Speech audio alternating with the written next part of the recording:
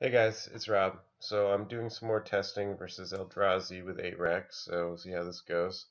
He's going first and he leads with his Mimic. Okay. So game 1 could be a little problematic, and I wanted to say that I'm specifically giving myself a bit of a handicap here, and why I'm doing that is because I want to see if I can beat.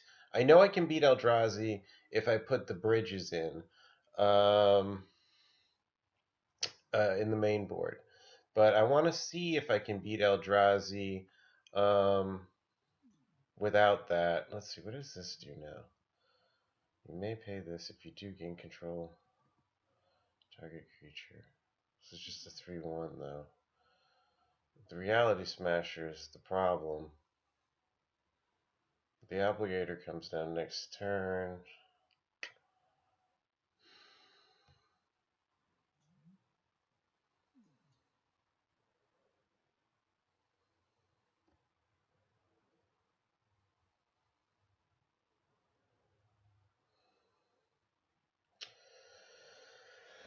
It's problematic. There's no guarantee that I can wrench mine next turn. I gotta take the Reality Smasher here, I think.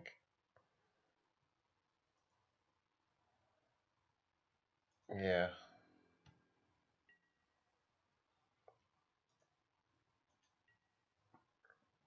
Hopefully I can wrench mine next turn. I might only be able to Ravenscrime. I don't know that he can play that thing. Oh, Endless One? That's what he ripped.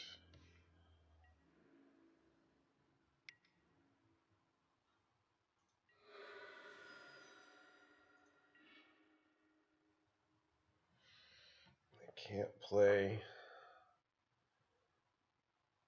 the Ravenscrime.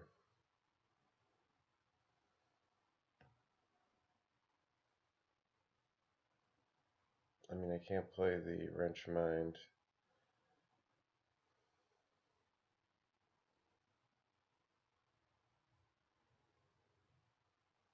I have to do it like this.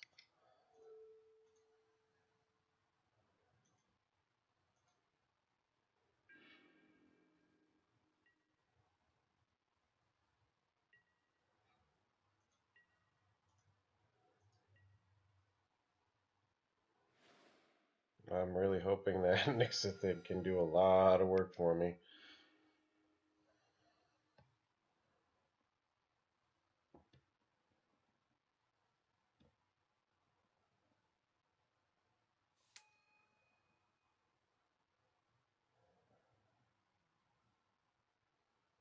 So like I said, though, I am giving myself an intentional handicap of leaving the bridges out of the main board, because I think if you can get by this deck without the bridges in game 1, if it doesn't look good, but if you can, um, games 2 and 3 are, you got a good chance against, especially with the sideboard. And if you can get out of it without the bridge, if you can get away with it, then I think you're in a really good spot.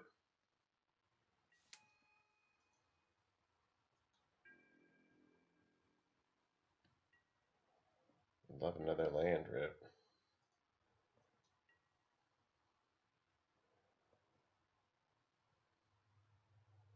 I mean, if you get something huge here, there's nothing I can do.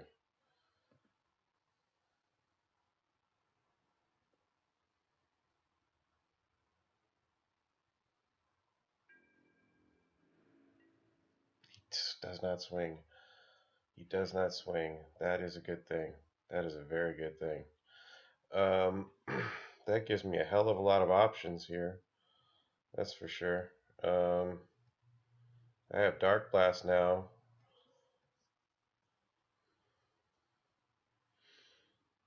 I have Wrench Mind into the rack. I like that. If he didn't want to swing at me before, he's not going to want to now.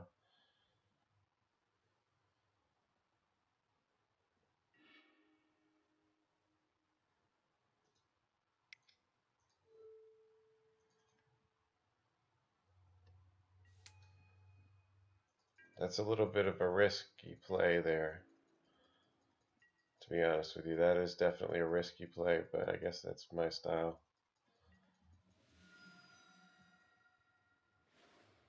Draws a land. Will he swing?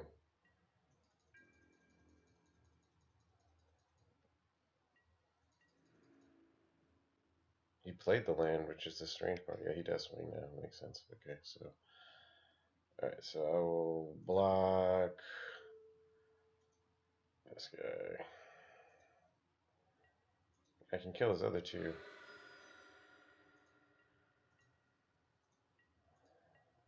The question is, do they run? He doesn't run any burn in there. I don't think they run any of that crap. Just Darkblast him.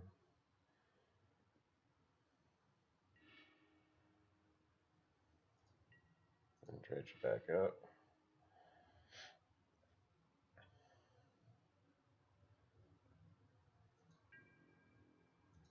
Can swing with this fairly safely.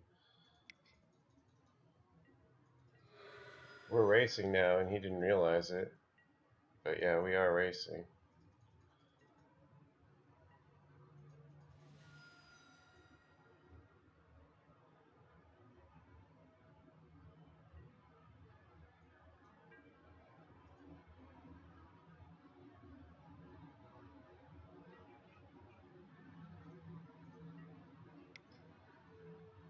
Darkblast.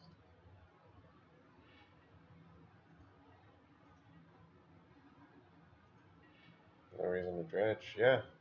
So that's what I was hoping, that I could be able to get by it on game one without the bridge. Now game two, it is a whole different story. So I'm going to dump the Nyx and the Pack Rats. He'll probably have something to deal with those creatures coming in. That's what he's going to be worried about. I want this, and I want that Painter Servant. And I will dump the Inquisitions here. Although they would not be dead against him. And I'll give myself an Extirpate. The Nyxathid, boy, it did a hell of a lot of work. It just goes to show you get something bigger than them on the field, and they have a hard time with it too. But I'm going to go a different route this turn. Yeah. I think we have a really solid game against them.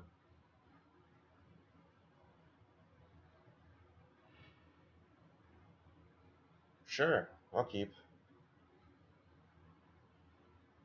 If they start getting cute, like I can never see them really sideboarding against us, but if they were to sideboard something like Chalice of the Void, then we could get cute back at them with Bitter Blossom under Bridge.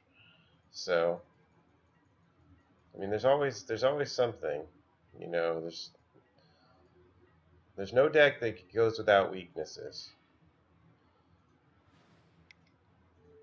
All right, Thoughtseize. Let's see what we got. Thought-Knots here. I don't think that.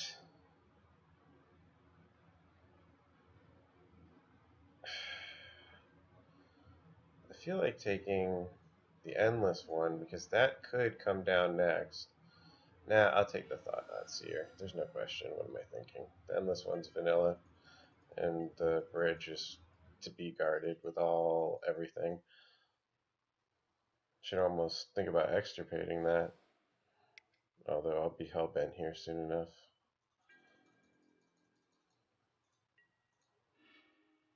Got the victim. Wrench his mind.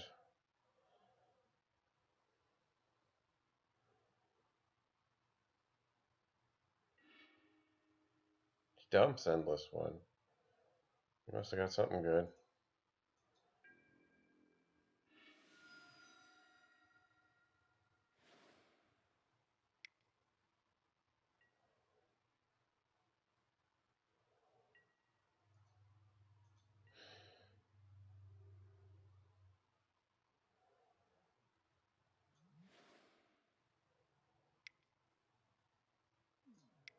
Some really great cards in this set. Let's get, so here we go. What's he got? Reality Shaper. What is this? File Aggregate. Power equal to them. Ingest. Okay. Okay, I haven't seen that one before.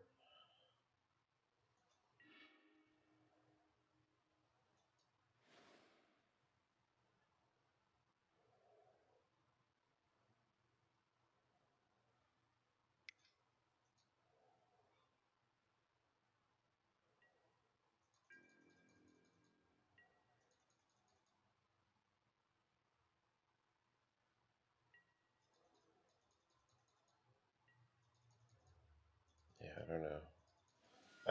I'm not scared of them at all. And keep in mind, guys, this is the deck that is replacing Tron. Think about that for a second. Okay, the Mimic. Alright.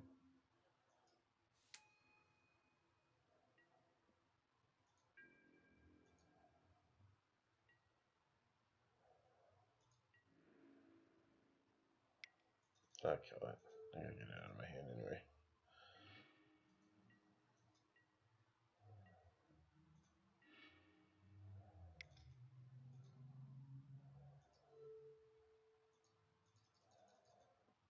Okay.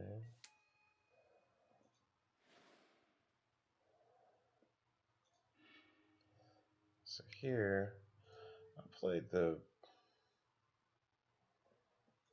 Extirpate on that Thoughtseize here. Yeah, sure.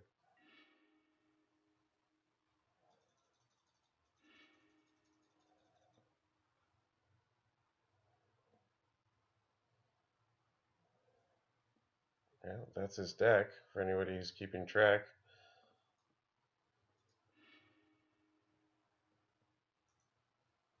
I can keep a bridge in hand. It looks like his answer was Ratchet Bomb, so I'll keep a bridge in my hand, just in case.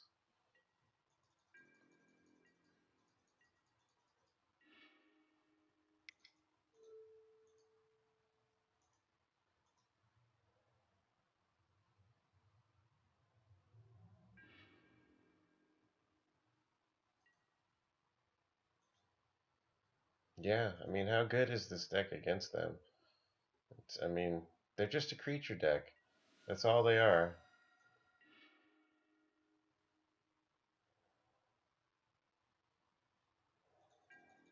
Oh, wait. I'll let him swing at me.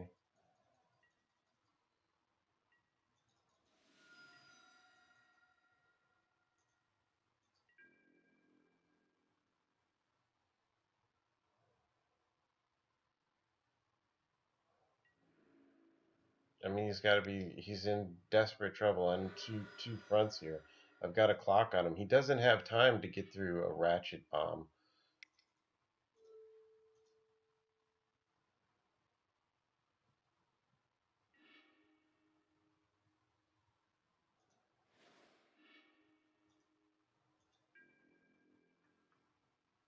I mean, if he does nothing at all, and he cannot, I'm telling you, he cannot play one card, he's going to be at one life. That's if he does nothing at all. That's his only hope. I keep drawing the right freaking cards.